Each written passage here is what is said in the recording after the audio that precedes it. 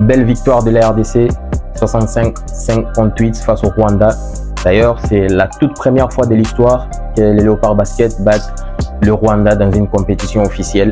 Et ça tombe bien parce qu'on se relance dans cette compétition, l'Afro Basket 2025, après notre défaite qui était difficile vraiment à avaler face au Cap-Vert.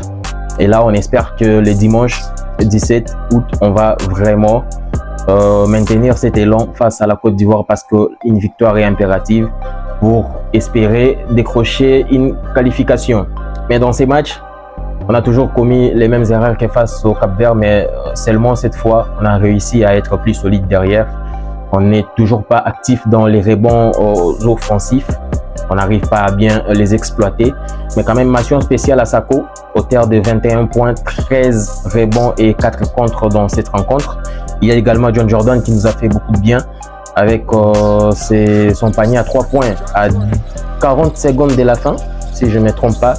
Il y a également l'UTT qui était aussi exceptionnel. Voilà, mais dans l'ensemble, tout le monde a très bien joué. Voilà.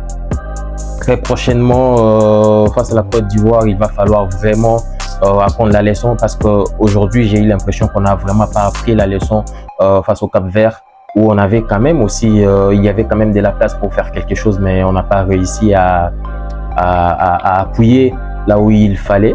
Et cette fois, face au Rwanda, on a mené, oui, dans tous les cartons, dans tous les 4 cartons, on a quand même mené au score.